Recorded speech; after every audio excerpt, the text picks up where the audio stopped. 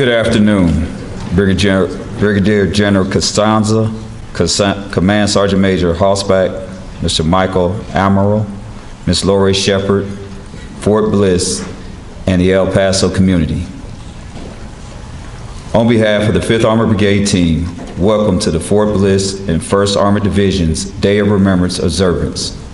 Please join me in a round of applause for today's pianist and clarinetist, Captain Dana Chavaria and Specialist Paul Wiseman.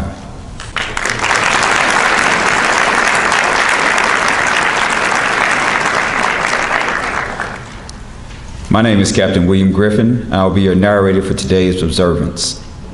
Please stand and remain standing for the entrance of the color guard, singing of our national anthem and invocation. The 5th Armored Brigade Color Guard is comprised of members of the 5th Armored Brigade team, and the NCOIC of the Color Guard is Staff Sergeant Des Lindsay. The national anthem will be performed by First Lieutenant Miltricia Barnwell Talbot, First Lieutenant Dayana Freeman, and Staff Sergeant Denequa Dukes of the CONUS Replacement Center.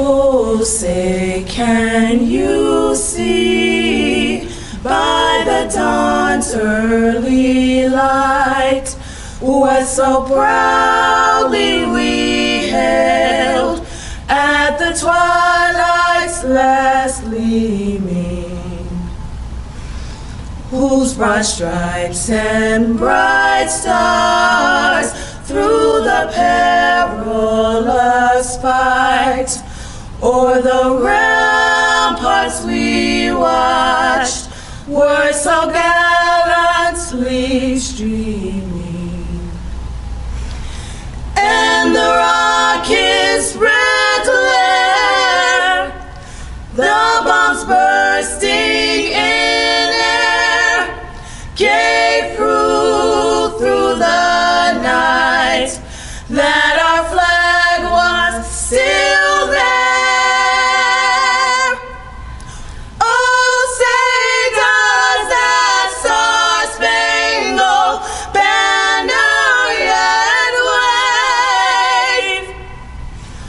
O'er the land of the free and the home of the brave, brave.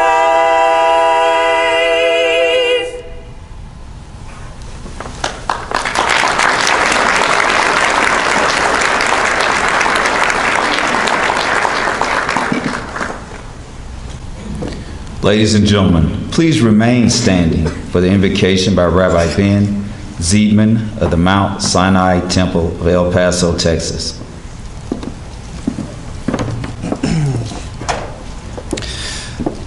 Gathered in this room are incredible Americans who have committed themselves to the ideals of our country.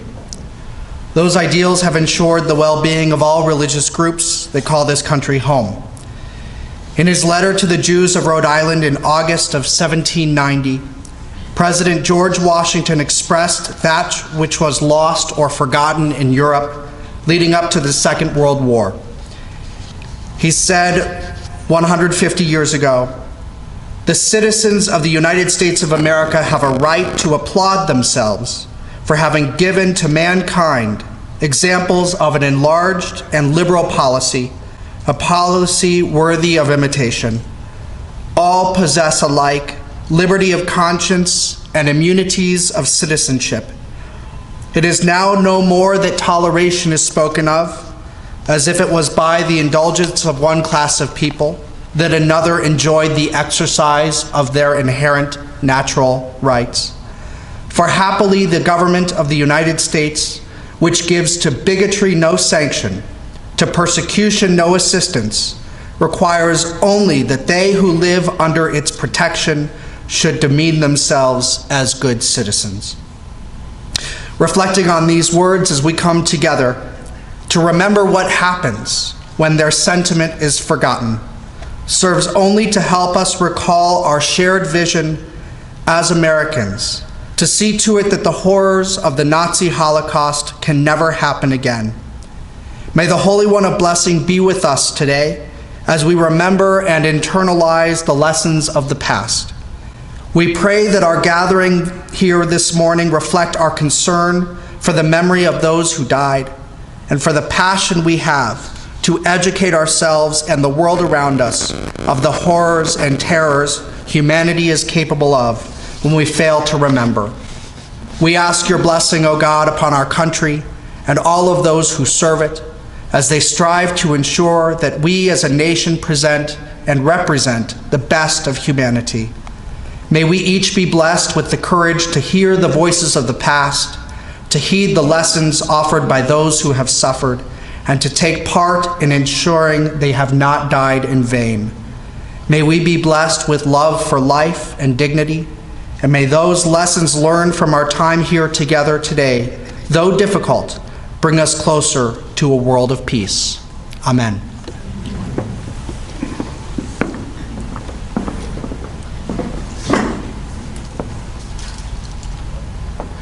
The President of the United States proclaims April 12th through April 19th, 2018 as the Days of Remembrance of victims of the Holocaust. Let us continue to come together to remember all the innocent lives lost in the Holocaust.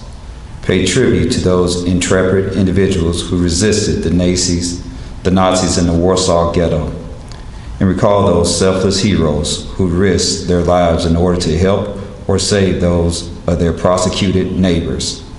Their bravery inspires us to embrace all that is good about hope and resilience. Their altruism reminds us of the importance of maintaining peace and unity, and of our civic duty never to remain silent or indifferent in the face of evil. We have a responsibility to convey the lessons of the Holocaust to future generations, and together as Americans, we have a moral obligation to combat anti-Semitism, confront hate, and prevent genocide. We must ensure that the history of the Holocaust remains forever relevant and that no people suffer these tragedies ever again. Please be seated.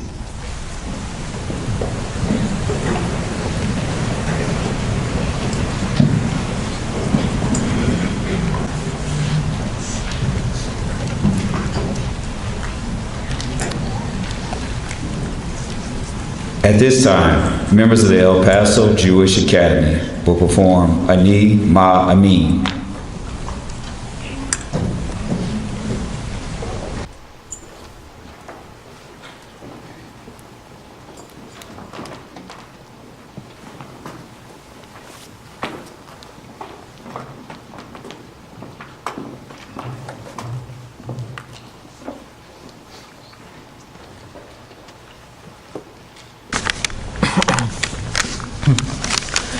The name of the song, Ani Ma'amim, means I believe in the Hebrew language. It talks about believing with faith in the coming of the Messiah. One version of this tune is attributed to Rabbi Arzel David, who reportedly composed it in a cattle car when being taken to Treblinka. The song was adopted by another Jewish prisoners and became known as the Hymn of the Camps. It is still frequently sung at Holocaust Remembrance Day services.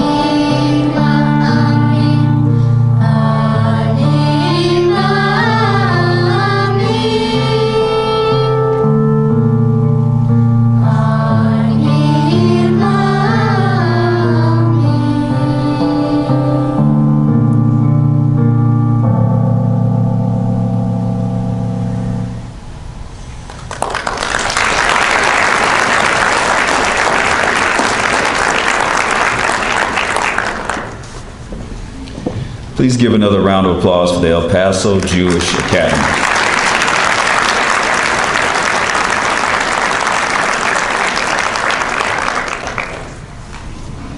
Ladies and gentlemen, please welcome the commander of the 5th Armored Brigade, Colonel Paul Garcia.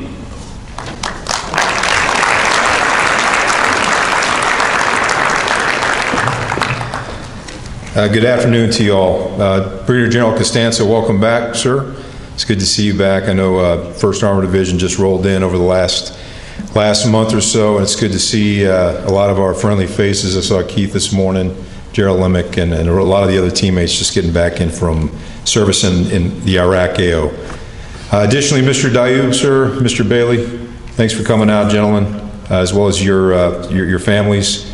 To our community teammates in El Paso, Fort Bliss area, to our distinguished visitors, distinguished colleagues amongst the El Paso area, fellow commanders, fellow command sergeants major, and all of our friends here of the Fort Bliss community, I just want to take a moment to welcome you all and just kind of touch a little bit before I introduce the keynote speaker on the significance of this day. This is the 2nd year that the Brigade's done this, and in order to put this event together, I just want to highlight, we're going to say some thanks at the end, but I want to highlight up front just the amount of work it takes to put this event on. I'll start off first by saying thank you to Sergeant First Class Calderon. Where's she at? Here, sir. There you are. You're right there in the back. So let's give her a round of applause, all right?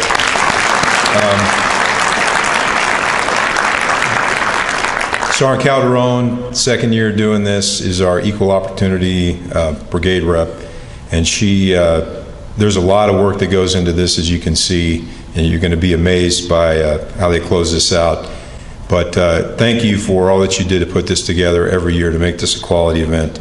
Additionally, I want to recognize a few other individuals, our teammates. We have our own teammates playing the pianos. We recognize up front, as well as the 1st Armored Division Band. Providing some support for this. The community comes together for this event, so Rabbi Zeidman here, thank you for coming down. Rabbi, appreciate your time. I'll talk a little bit about Mr. Hauptman and his spouse. Welcome.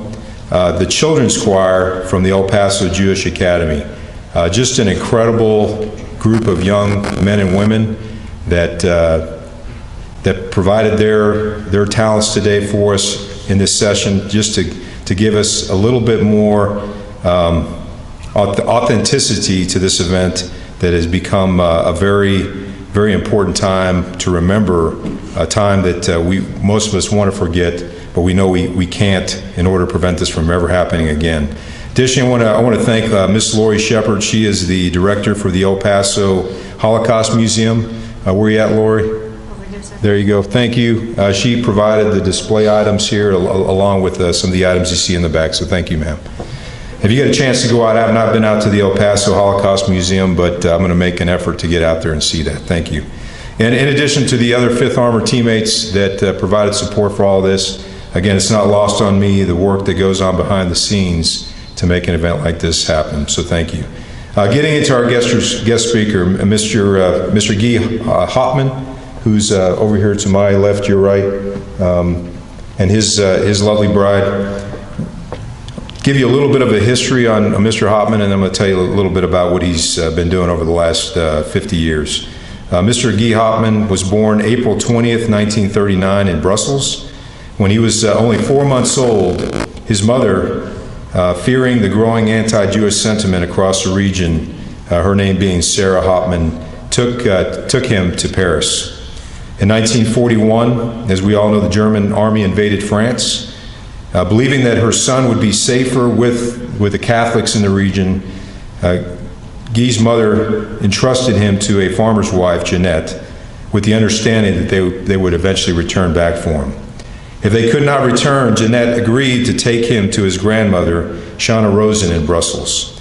That year, the Nazis arrested and imprisoned Sarah for 8 months. Guy's father, Nathan Hauptman, immediately took him to his grandmother in Belgium, where he lived until Shana herself was taken into a concentration camp. Sarah's nanny then hid Guy and helped care for him near Brussels. After Sarah's release, she gave birth to a daughter, Monique, and continued her work against the resistance, or work in support of the resistance. Sarah was eventually sent to Auschwitz-Birkenau and then Dachau concentration camp. Guy stayed with the nanny until 1944. Fearing he would be discovered, the nanny placed him in a Christian orphanage where he stayed until the end of the war. Guy finally returned and reunited with his mother, father, and sister, and the family immigrated to the United States in 1951. After that, the rest I'm going to kind of condense into a few short phrases. Yes, Mr. Guy was a Marine, served in the United States Marine Corps for 4 years on active duty and then 2 years in the reserve. And I told him up front I'm not going to hold that against him today.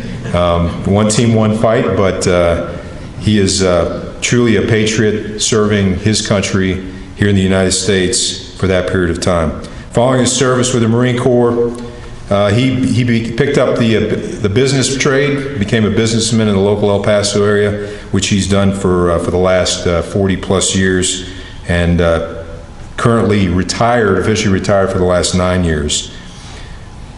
Mr. Guy will turn 79 years old on 20 April, this Friday. So maybe we can sing happy birthday to him later. I'm not going to try it right now, but it's coming up, and we wish you a happy birthday, Mr. Guy, or Mr. Hauptman Guy. He reminded me today too that Hitler was also born on 20 April, 50 years separated from the time he was born. So he was wishing that maybe it would have been a day before, a day after, not to have that day celebrated on the same day as his. But without further ado, I want to introduce and welcome Mr. Guy Hauptman to the podium here, and thank you for your time, sir.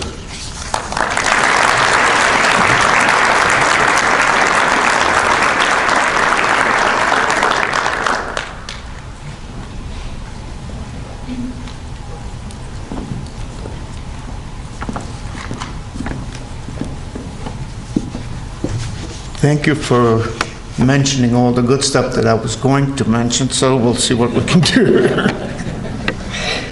Hello, everyone. Glad you all are here. And hope you get something out of this.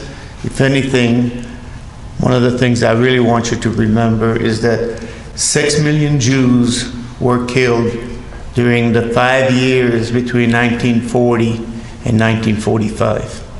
Out of that, 1.5 million children were also killed during that time.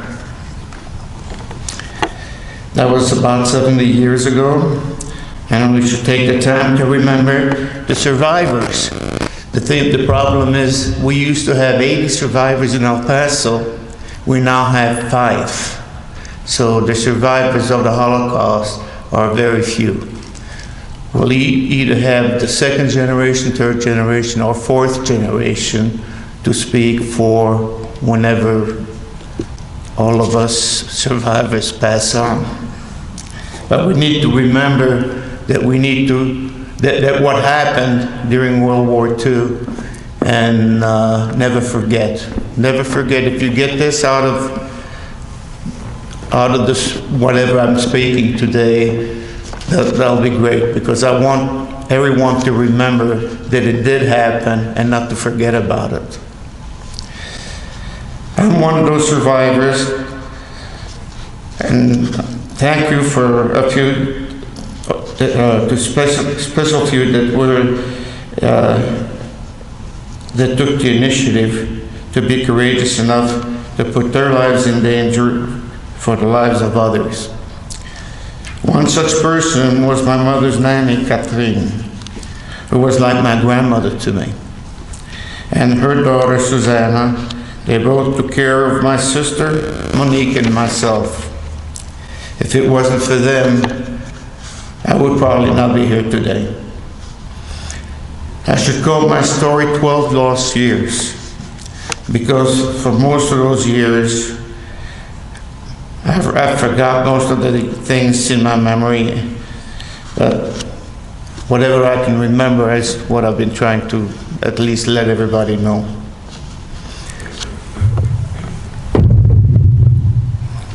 I was born in Brussels, Belgium on April 20th, 1939, and exactly 50 years to the day that Adolf Hitler was born. I grew up in Brussels my first few years. I lived with my mother Sarah, my father Nathan, and my sister Monique. We lived in an apartment on the second floor just across the street from my grandmother's house. My mother Sarah was born in Laskowicz, Poland, but was raised in Belgium. My father was born in Pietkov, Poland, and he was a Polish citizen. He moved to Belgium to stay with my grandfather, to trade as a tailor at my grandfather's house. My grandfather and his grandfather knew each other from Poland. When I was about 3 years old, I stayed with my grandmother. That was when my mother was taken to prison. The Nazis arrested her because they found suits in her apartment closet. They did not know that my father was a tailor and that she would have a lot of clothes in her closet. There were many deserters at that time, and the Nazi soldiers thought that my mother was helping them by giving them clothes and suits. I stayed with my grandmother for 8 months till the Nazis finally released her from prison. The war was on, and it was difficult to get around without seeing Nazi soldiers all over the place. My mother was working in the underground, making false papers and many other things. She was taking a false name so that the Nazis would not know that she was Jewish. Her name was Agnes de Vos. That was my aunt, well, it was my sister, it was her sister-in-law, and she was not Jewish. We were giving different names also. I was Gimi Olovnik, my sister was named Monique Diamant. It got very dangerous for my mother to keep my sister and myself while working in the underground. She worked in the Belgian underground and in the resistance. And at the Cirque Royal. Cirque Royal is a place where the Germans would gather, except for the boxing matches, and they used to have circuses there. So my mother actually worked in that Cirque Royal in Belgium as a lion tamer, as a cover-up for her work in the underground. So she sent me to stay with her nanny that took care of me while, took actually care of my mother while she was growing up. And Catherine had helped to take care of me since I was born.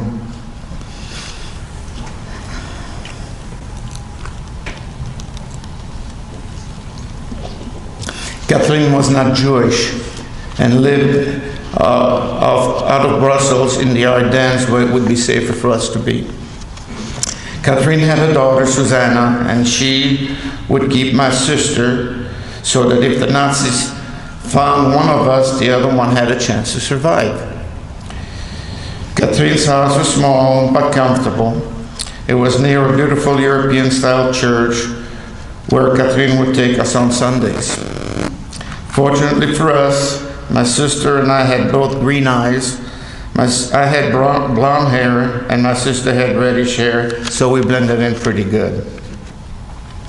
Across the street from the church was a grocery store. There usually were several Nazi soldiers inside and outside. I can remember Catherine's daughter, Susanna, would take me to see my mother at the Cirque Royal, the circus, every so often. It was a bittersweet for me to see my mother. It was wonderful, but to see her in a cage with lions and tigers was very scary. My mother would always buy me ice cream when I got to see her, so that was nice. Nazis became suspicious, and Catherine got worried that the Nazis would start asking me questions.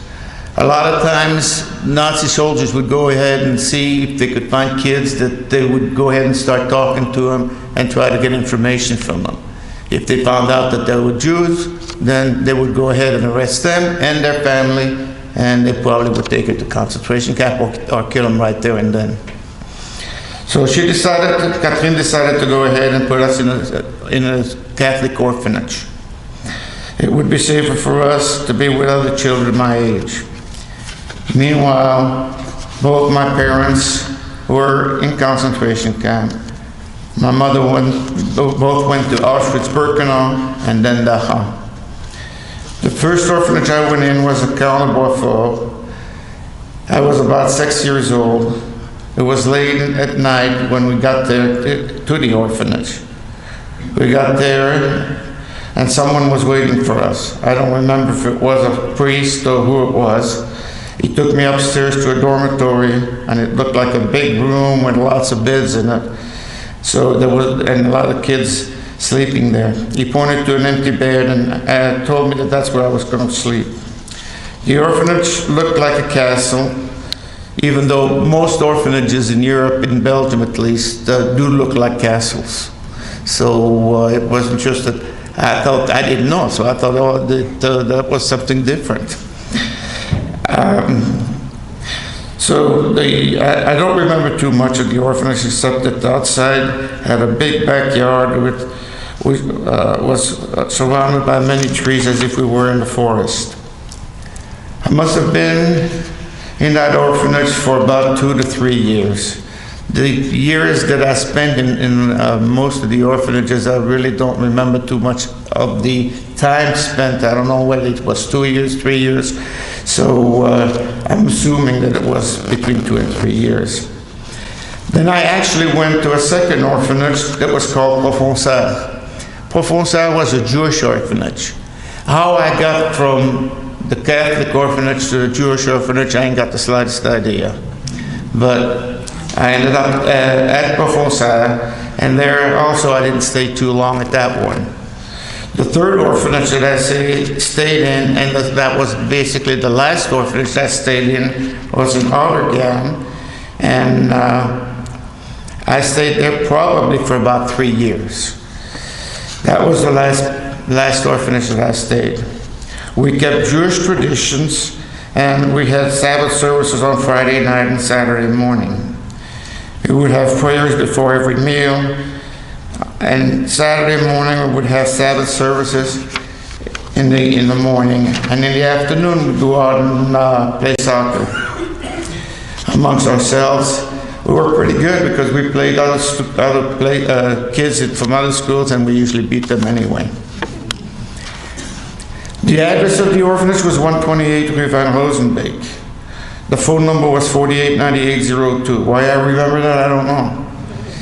But in the summertime, the orphanages would take us to the beaches and sometime camping. Maybe that was why we memorized the address in case we got lost.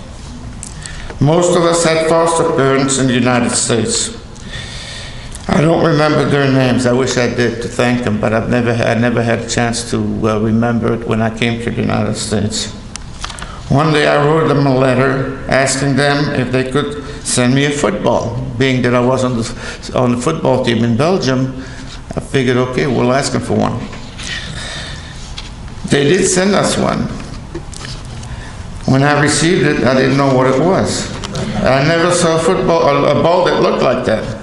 I asked around everybody, and finally somebody told me that's an American football.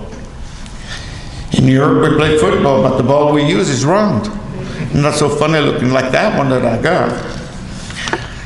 So anyway, European football is soccer. I stayed in the orphanage for about 3 years, till I was 11 years old. Finally, in the latter part of 1950, my mother sent for a family friend, Eric, to pick us up from the orphanage and to take us to my parents. At that time, my parents had already gone to Germany and were trying to get papers to come to the United States. My father couldn't come to pick us up because he was already there. Plus, he didn't have no papers to cross from Germany to Belgium. He was a Polish citizen and did not have papers to cross to Belgium. So we went to Germany, crossing the German border illegally so that we could be with them. And I mentioned that illegally because, you know, we didn't have no papers. Nobody had any papers after the war. So that's how I ended up getting to Germany. As we were crossing the border, we were in the woods. It was raining, and I had a stamp collection that I collected most of my life that I had when I was in the orphanages. Not good stamps, but anytime somebody would write a letter, I would take the stamp off of it and collect it. It fell to the ground, and I had to stop and pick them up. So I wasn't going to go until I picked up most of the stamps. So my sister Eric and I were picking up stamps in the rain. We finally crossed the border into Germany. We went to a displacement camp so that we could come to the United States, to America. They did not have any visas to America from Belgium, so we were fortunate enough to be in Germany where they did have visas to come to the United States. It took approximately 3 months of waiting in the camp till finally they gave us papers to come to America. They gave us tickets to board a ship. The ship was called Captain Blackford. It looked like a big battleship. It took like about 3 weeks for us on the ship, for us to be able to come to the United States. I got seasick. My sister didn't get seasick, so she made fun of me. We finally got to Ellis Island in May of 1951 in New York. Jewish organization was in charge of getting us where we needed to go. None of us spoke any English, so we just did what we were told. Someone spoke Yiddish, and my mother and dad both spoke Yiddish, so they were able to communicate. We were able to go to Rochester. We were supposed to go to Rochester, New York. When they started talking, they suggested that the climate in Rochester was not good for my mother because after she got out of the concentration camp, she had bronchitis, asthma, and breathing problems. So they suggested to come to El Paso, Texas. That would be better for her, for the climate, the dry climate that they had here. My father was a tailor, and there were too many tailors in Rochester anyway. So I said, Texas? I said, all I know about Texas is what I've seen in the movies. Cowboys, Indians. So I asked my mother if she would buy me a horse. And she never did. I thought that was a good idea. We were put on a train to El Paso. It took several days on the train till we got to El Paso. We could not speak English. So we had to improvise on the train. We wanted some breakfast, so I made sounds like a chicken crowing like one. It worked because they brought us breakfast. We finally arrived in El Paso in 1951. Some of the Jewish people that met us at the train station, the first people to meet us there, was Henry Killen. He's the founder of the Holocaust Museum. And Emil Reisel, which was in a business, he had stores, so those are the two people that met us at the train station. We were taken to a small apartment in the basement of a house, and we were glad to be settling in. 2 young girls started teaching me how to speak English.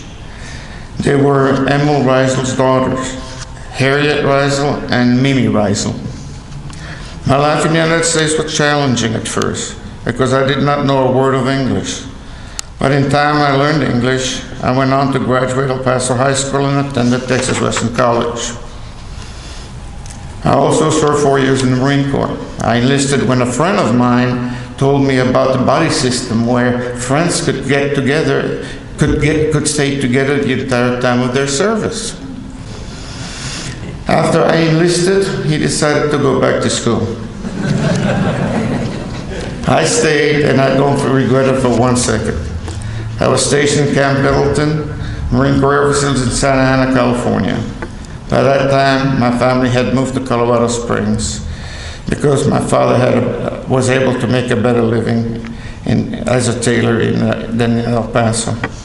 I stayed there for a while, then went back to California and eventually returned to El Paso, where I worked in the retailing business for Aronson Brothers.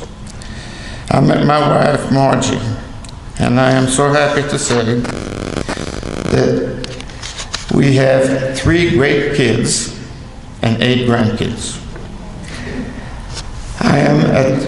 I look at them and I'm reminded of how lucky I am to have had such brave people looking out for me. I was only 6 years old when I left my family and was taken from my parents and put into the care of friends and strangers. I don't remember too much of my story, mostly because I don't remember. But I know that what happened to me was a miracle. Thank you.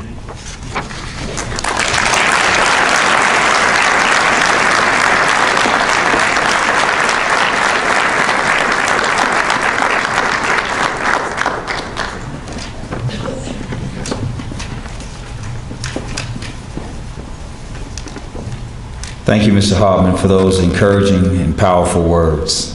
At this time, we would like to invite Mr. Hauptman and Rabbi Zeidman up front to help us light the ceremonial candles.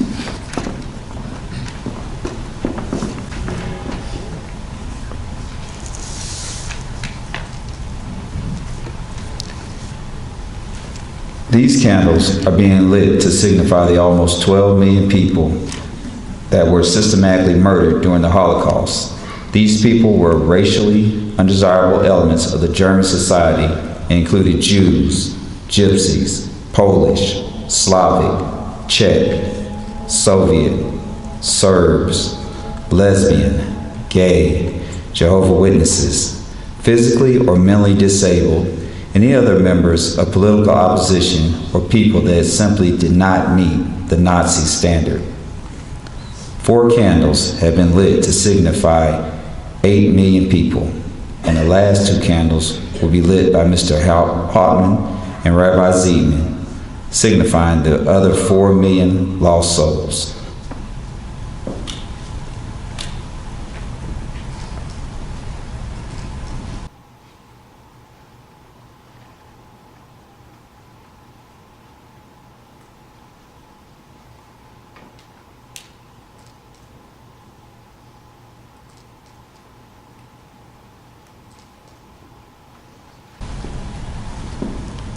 At this time, Rabbi Zeidman will read a short prayer.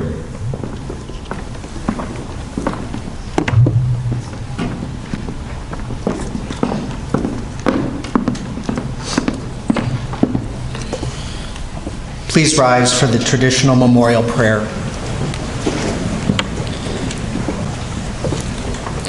El Malei Rachamim, exalted, compassionate God, grant perfect rest in your sheltering presence among the holy and pure to the souls of those who perished in the Holocaust, men, women, and children who were brutally taken from this world. May their memory endure and inspire deeds of charity and goodness in our lives. May their souls thus be bound up in the bond of life eternal, and may they rest in peace. Amen. Please be seated.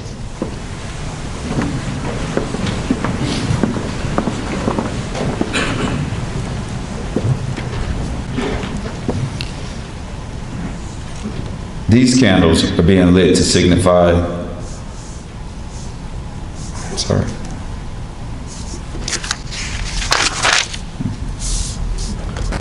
At this time, the 9 remaining candles will be lit to signify the nearly 40,000 concentration camps, labor camps, ghettos, prisoner of war camps, killing centers, and transit sites that were liberated by the U.S. and its allies during World War II.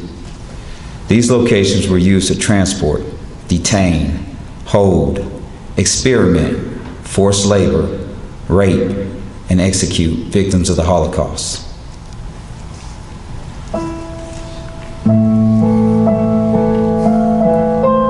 Our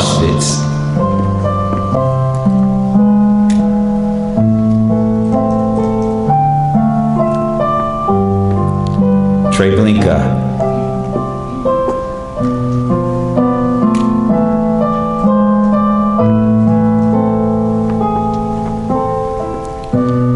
Sobibor.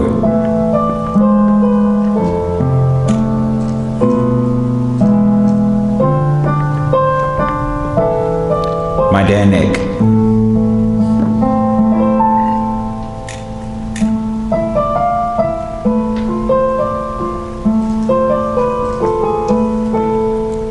Belzik.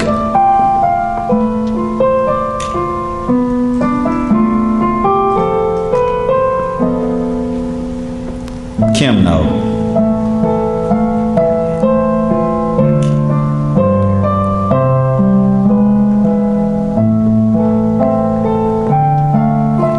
Bergen-Belsen.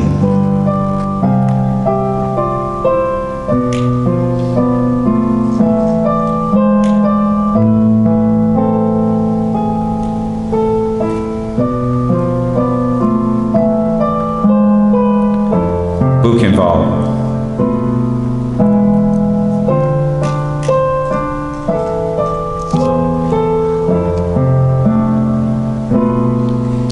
Dachau.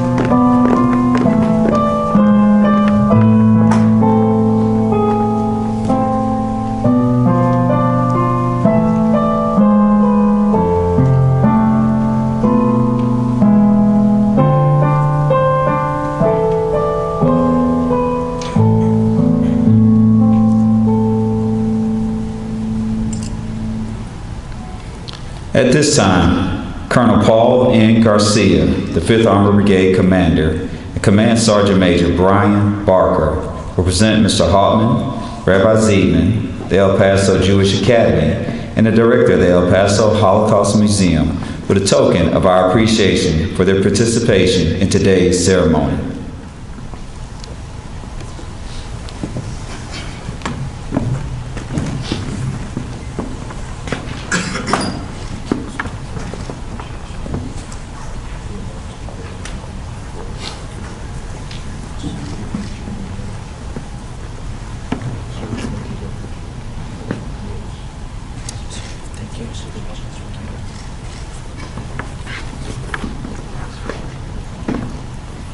So you get a photo.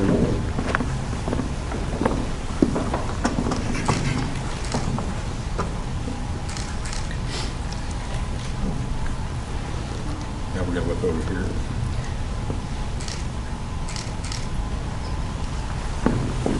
Thank you all. Give these gentlemen another round of applause. Thank you.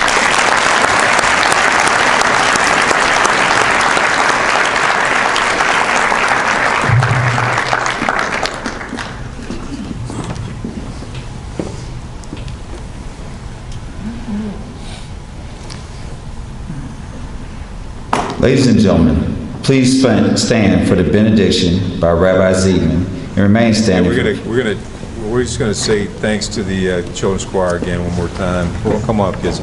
You guys did an outstanding job, and thank you for. I know you got out of school today. Is that right? It's probably not a bad deal for you, but you all made this event even more special for us. So thank you. Just a little token of our appreciation to put up on your wall there at the school, just to remember this occasion by. So thank you all very much.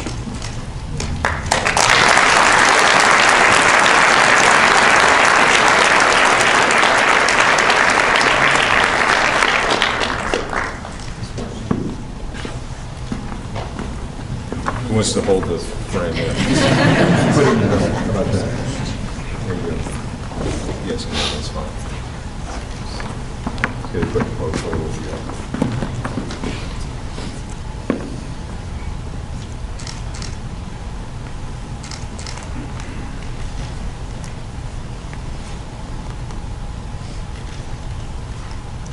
Okay, let's give me another round of applause. Thank you.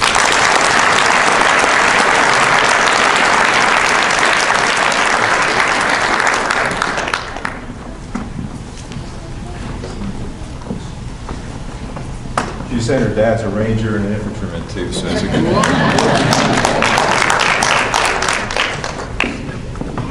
And last but not least, just again to thank the El Paso Holocaust Museum for all the support, man. Thank you for all that you've done over the years to help us out. And just a little small token of our appreciation put up the wall there at the museum.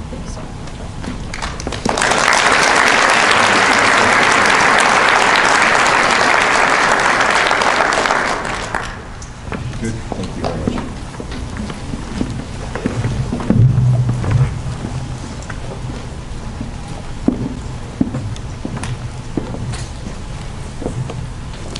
Ladies and gentlemen, please stand for the benediction by Rabbi Zeidman and remain standing for playing the Army song and departure of the official party.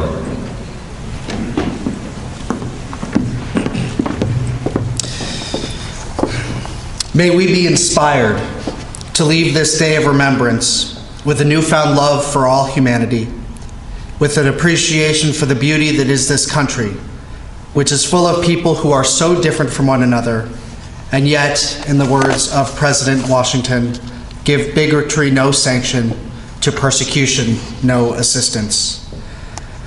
May our shared love for the United States of America and its pursuit of justice and peace be its truest blessing. Together may we be a force which assures all of our values are held most dear by all of her citizens. May you who gather here be granted protection and safety throughout your service, though ready to fight at a moment's notice to stop the efforts of evil and terror and horror the world over. May those you love be safe from harm's way and ensured of your affection. And may the day soon come when love and peace is all we know, a world of perfection, a world free from despair and hate. Amen.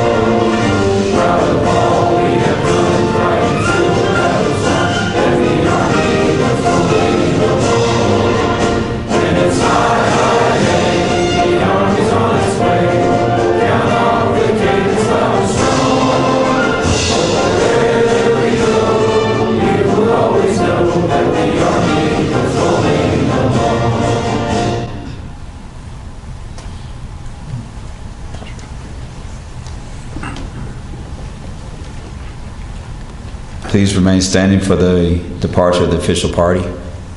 But we're not going to do that. So, hey, just, we're all official, right? Hey, just, I just want to say a few words. Thank you again to everyone that participated today. I guess we do have to retire the colors, right? But before we do that, let's give everyone that participated and everyone that provided support for this another round of applause, because it was truly well done. Thank you.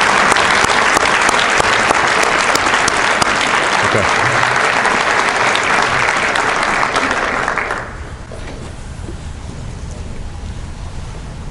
We're not going to retire the colors. Okay. So is there chow now? Well, ladies and gentlemen, this concludes the 4th Bliss 1st Armored Division and 5th Armored Brigade's Day of Remembrance ceremony. Please join us for food samples located and educational displays in the back of the room and the cake provided by the 1st Armored Division's Culinary School. On behalf of the 5th Armored Brigade team, we'd like to thank you for attending today's ceremony and have a great afternoon.